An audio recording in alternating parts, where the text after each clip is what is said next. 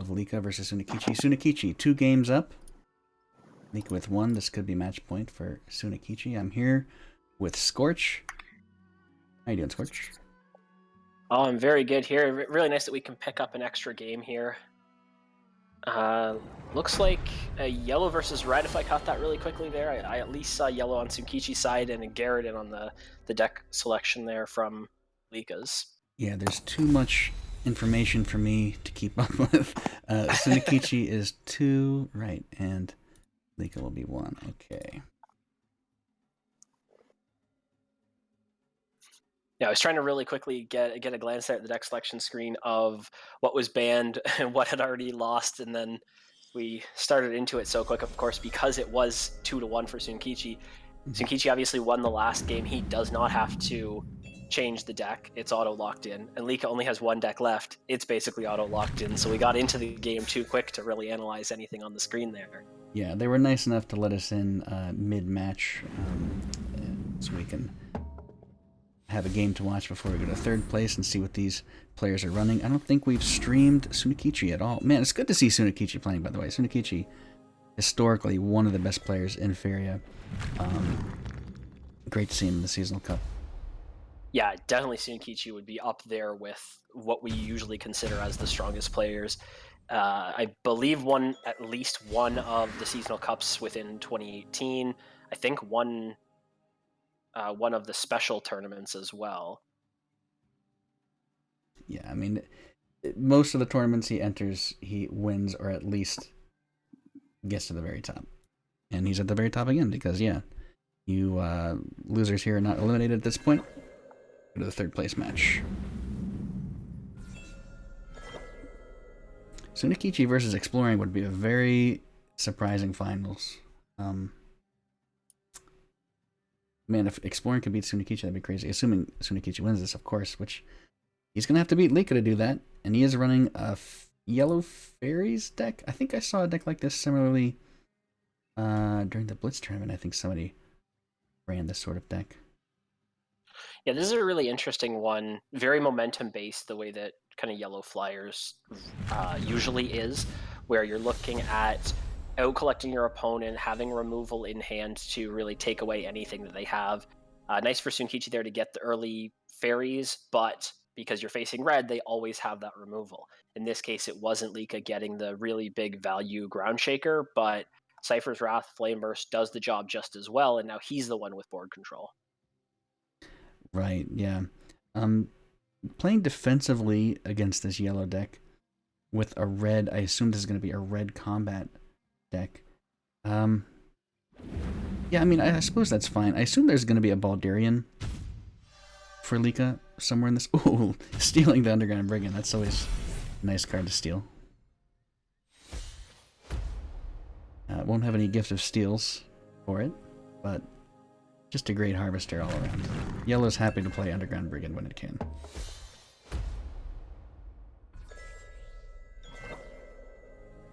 Oh, Iona Smile, a great one there for Sunekichi, able to just refill his hand with more creatures, what he really needed at this point. If that for Sunekichi was another dead draw and then went for the draw off the power wheel and got another dead draw, he would be so far behind right now. But being able to get that Iona Smile, get 2 more creatures into the hand, play this Drake Rider and set up for a good champion next turn is really important for Sunekichi to snowball. Yeah, Drake Rider is great right now.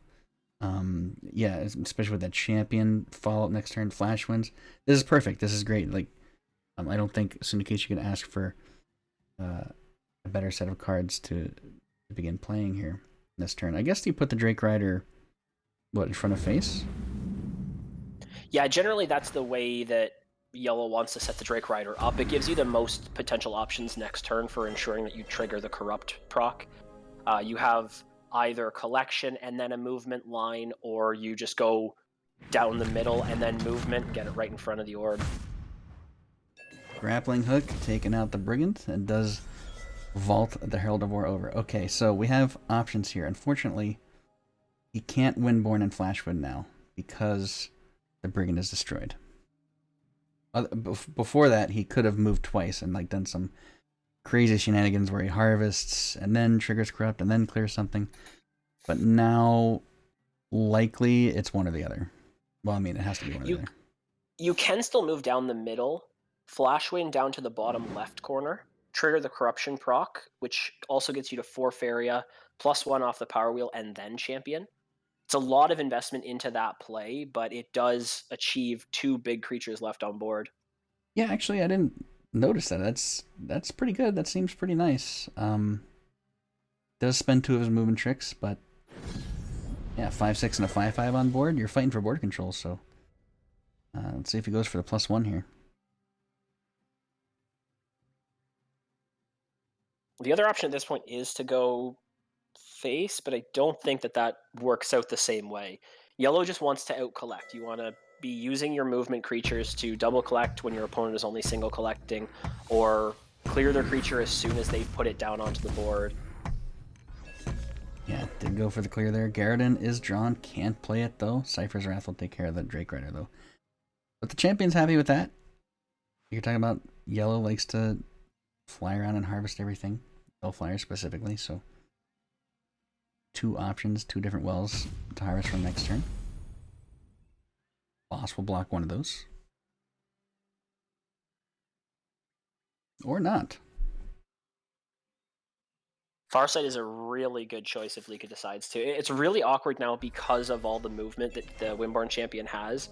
Right now, Sunekichi could zip all the way down into the bottom right corner, clear the Axe Grinder.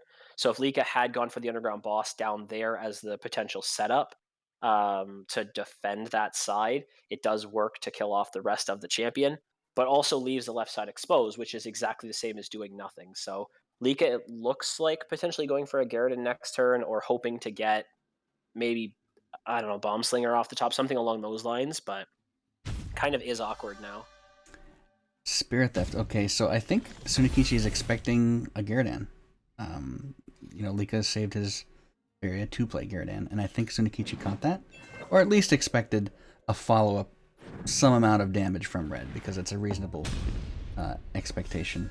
Using a Flash Wind to get some damage to face, but more importantly, making that land right next to face, which is a great setup for later. Specifically, he can play an Axe Grinder there, which is funny. He stole it with the Spirit Theft. Oh, another Windborn champion picked up. This is really what Yellow Flyers likes to do at this stage of the game. Hit the orb and then run away so your opponent can't have their creatures in the right position to actually clear what you're doing. So at this stage, could be another 5 damage to the orb, and then you use the champion in hand to move the other champion away. You're sending up 2 5 damage creatures when your opponent has 10 life.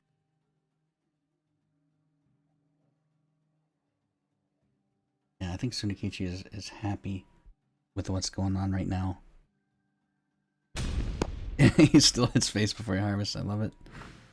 No reason not to, of course, but a lot of people would forget such a thing. Now, does he move all the way back? Okay. All the way back. Yeah, so the all the way back there, because it's a 5/4, plays around the Bomb Slinger. Could have gone for the 1 collection, and then you're setting up a guaranteed Windborn champion next turn. But in this situation, you have to move back to ensure that your creatures are still alive in order to have them hit face. So Sunekichi here, I don't think has any way to find it. He used 2 Flash Winds, earlier on in the game. Yeah, and he only has 1 Windborn champion left, so he can get 5 in, but that's it. Maybe it's worth. I mean, there's a yellow play you could do where you just hit for 5 with 1 champion. Save your other champion in hand, use the other one for harvesting, and all you need is 1 angle in, and you win the game for 5 damage. Assuming the 4 health Windborn survives. It's a gamble. It's also easy to defend against if you expect it.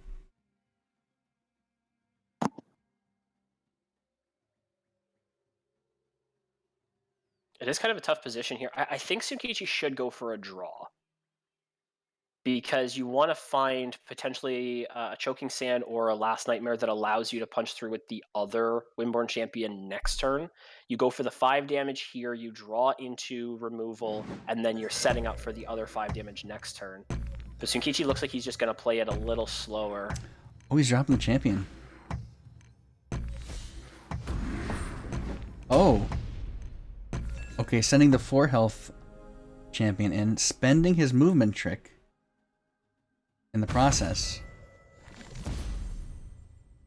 Something has to be played right in this spot here, or it's game. Yep. Gonna be a ground shaker. Oof. Yeah, and the ground shaker does give you the best option there because that means your opponent has to have Last Nightmare, not choking sand, when Sunekichi's sitting on fourth area. So A flash wind. He had a flash wind. It was the third one. Oh my gosh. the Flash Wind will do it, and Sunekichi takes the 3-1. Wow. All right, well, we have our finalists now. It's going to be Sunekichi versus Exploring.